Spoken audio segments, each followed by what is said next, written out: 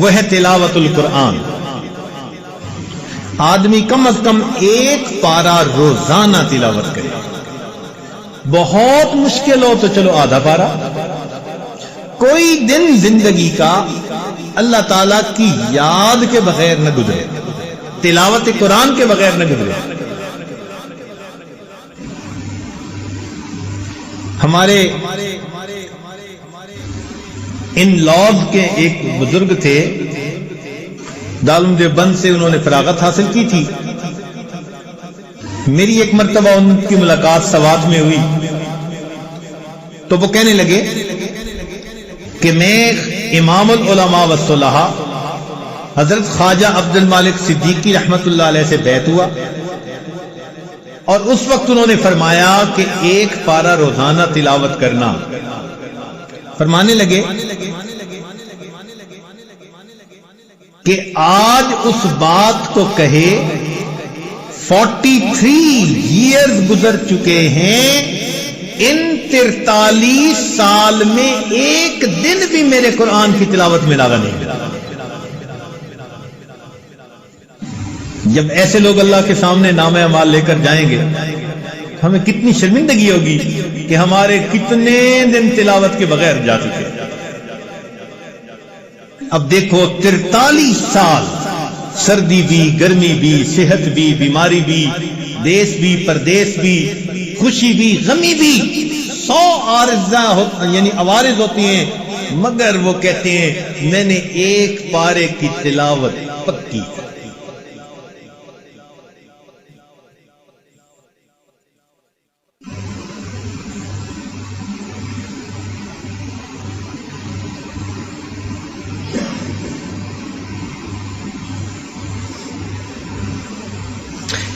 چنانچہ عبداللہ ابن عباس نے فرمایا کرتے تھے من احب القرآن احب اللہ ورسول. جو شخص قرآن سے محبت کرتا ہے وہ اللہ رب العزت اور اس کے رسول سے محبت کرتا ہے, اور اللہ اور اس کے رسول اس بندے سے محبت کرتے ہیں. سیدنا عثمان ابن عفان رضی اللہ عنہ ایک عجیب بات فرماتے تھے. ان کو قرآن مجید کے ساتھ بہت عشق کا تعلق تھا, حتیٰ کہ ان کی شہادت بھی قرآن مجید کی تلاوت کرتے ہوئی. وہ فرماتے تھے لو طہرت قلوبکم ما شبعت من کلام ربکم. اگر تمہارے دل پاک ہو جاتے تو اللہ رب العزت کے قرآن پڑھنے سے تمہارا دل کبھی نہ بھرتا, کبھی تمہارا دل ہی نہ بھرتا. یہ جو دلوں کے اندر نجاست ہوتی ہے, گناہوں کی میل ہوتی ہے, اس کی وجہ سے پھر تلاوت کرنا بوجھ نظر آتا ہے.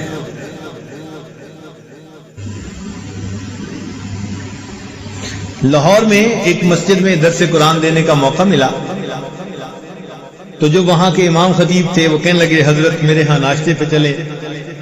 ہم ان کے ہاں چلے گئے. وہ بتانے لگے کہ حضرت میرے والد عاشق قرآن تھے. میں نے انہیں کہا کہ بھئی ہمیں ناشتے میں اتنا لطف نہیں آئے گا, آپ اپنے والد کی باتیں سنائیں, ہمیں اس میں مزہ زیادہ آئے گا. انہوں نے عجیب بات ایک سنائی.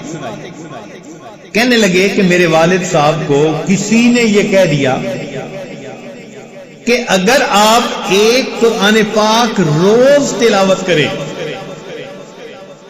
اور 2 سال آپ کا یہ معمول رہے تو قرآن مجید کا فیض آپ کی آنے والی نسل میں جاری ہو جائے گا.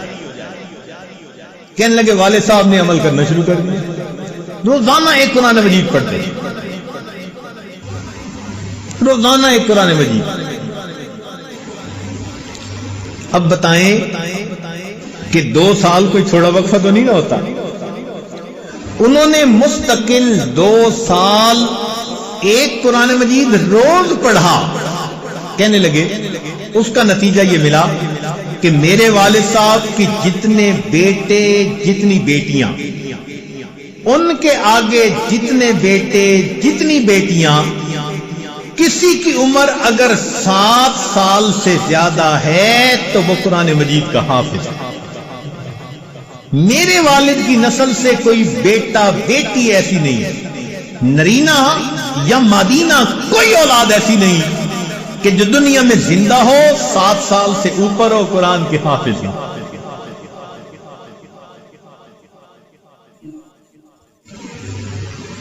اللہ اکبر کبھی محبت والے لوگ ابھی بھی زندہ ہیں۔ ہمیں شجاع آباد کی طرف ایک جگہ جانا پڑا، اسے کہتے ہیں حافظ والا۔ واہ میرے مولا، اس پورے گاؤں کے اندر ایک گھر ایسا نہیں جس میں کوئی عورت یا مرد اللہ کے قرآن کا حافظ نہ موجود۔ پوری بستی کے اندر کوئی ایسا گھر نہیں۔ ابھی کچھ لوگ باقی ہیں جہاں میں، تو بھائی وہ تو پورے قرآن کی تلاوت کرتے تھے، ہمارے لیے ایک پارہ تلاوت کون سا مشکل کام ہے؟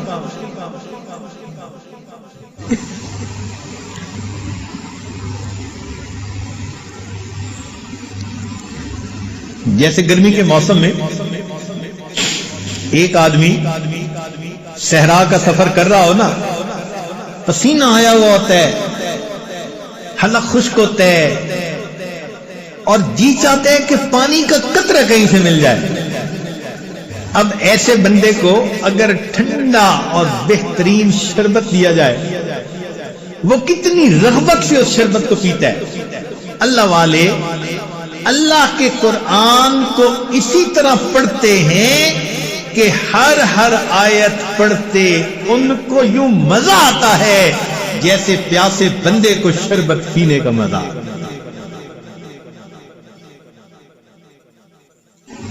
آج کل کے نوجوان آئس کریم کھاتے ہیں جی، ونیلا آئس کریم، اچھا بھائی، کہتے ہیں جی کہ بس اس کو کھائیں تو ہر دفعہ کھانے کا مزہ۔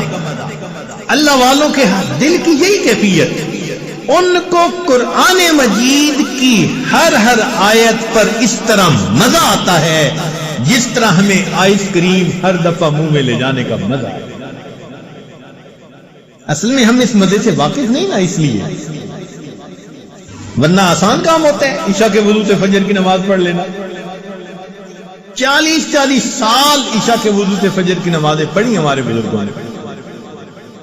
وہ رات کے اندھیرے کے اس طرح منتظر ہوتے تھے، ہم تہجد پڑھیں گے جس طرح دلہا اپنی دلہن سے ملاقات کے لیے رات کا منتظر ہوا کرتے۔ اس لیے کہتے تھے کہ لوگوں کا دن سورج کے طلوع ہونے سے شروع ہوتا ہے اور ہمارا دن سورج کے غروب ہونے سے شروع ہوتا ہے۔ امام راضی رحمت اللہ علیہ فرماتے تھے، اللہ دن اچھا نہیں لگتا مگر تیری یاد کے ساتھ، رات اچھی نہیں لگتی مگر تجھ سے راز و نیاز کے ساتھ۔ مجھ کو نہ اپنا ہوش نہ دنیا کا ہوش ہے، بیٹھا ہوں مست ہو کے تمہارے جمال میں، تاروں سے پوچھ لو میری روداد زندگی، راتوں کو جاگتا ہوں تمہارے خیال۔ اللہ کی یاد میں راتوں کو جاگتے ہیں۔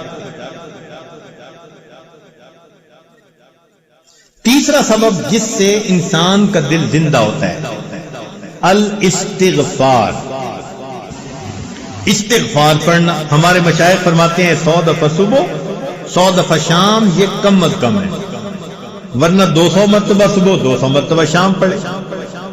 استغفار پڑھنے سے انسان کے دل کی میل دور ہو جاتی ہے۔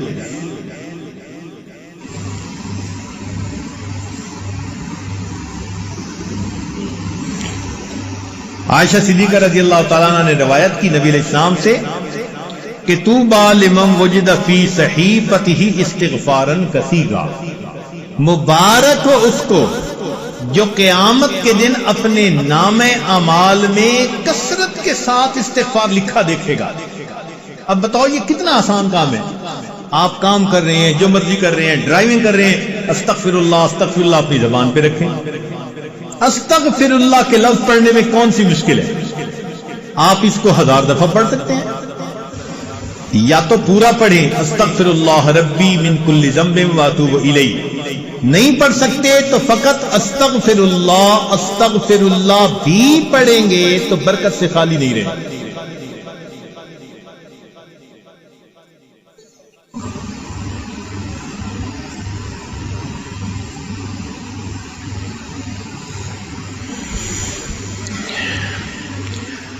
چوتھا سبب جس سے دل زندہ ہوتا ہے الصلاۃ علی النبی، نبی علیہ الصلوۃ والسلام پر درود شریف کا پڑھنا۔ نبی علیہ السلام نے ارشاد فرمایا من صلی علی واحدۃ صلی اللہ علیہ عشرا، جو ایک مرتبہ مجھ پر درود شریف پڑھتا ہے اللہ رب العزت اس بندے پر 10 مرتبہ رحمت نازل فرماتے ہیں۔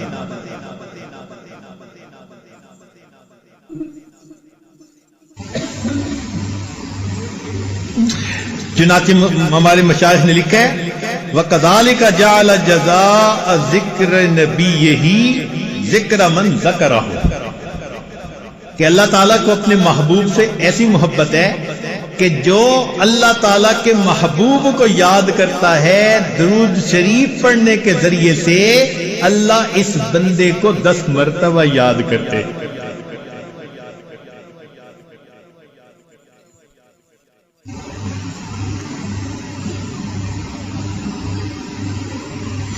حدیث پاک میں آتا ہے من صلی علیہ صلاۃ واحدۃ، جس نے مجھ پر ایک مرتبہ درود شریف پڑھا صلی اللہ علیہ عشر صلوات، اللہ تعالیٰ 10 رحمتیں نازل فرماتے ہیں۔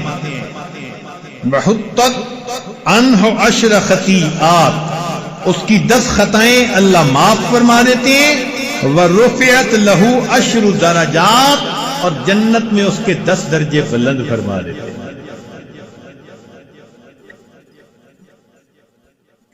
اس لیے نبی علیہ السلام نے ارشاد فرمایا البخیل من ذکرت عندہ فلم یصلی، بخیل ہے وہ شخص جس کے سامنے میرا نام آئے، میرا تذکرہ ہو اور وہ مجھ پر درود نہ پڑھے۔ اس لیے جب بھی نبی علیہ السلام کا نام نامی اس میں گرامی آئے تو صلی اللہ علیہ وسلم کم از کم ضرور پڑھنا چاہیے۔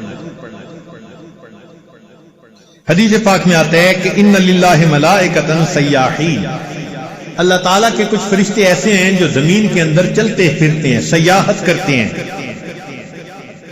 یبلغونی ان امتی السلام، میرا امتی جو مجھ پر درود پڑھ رہا ہوتا ہے یہ فرشتے اس درود و سلام کو مجھ تک پہنچا دیتے ہیں۔ اور ایک حدیث پاک میں فرمایا ان اول الناس بی یوم القیامت اکثرہم علی الصلاۃ، قیامت کے دن میرے سب سے قریب وہ انسان ہوگا جو سب سے زیادہ مجھ پر درود شریف پڑھنے والا ہے۔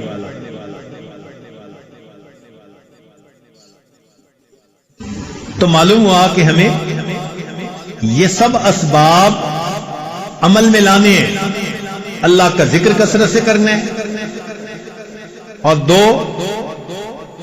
تلاوت قرآن کرنی ہے، استغفار کرنا ہے، اور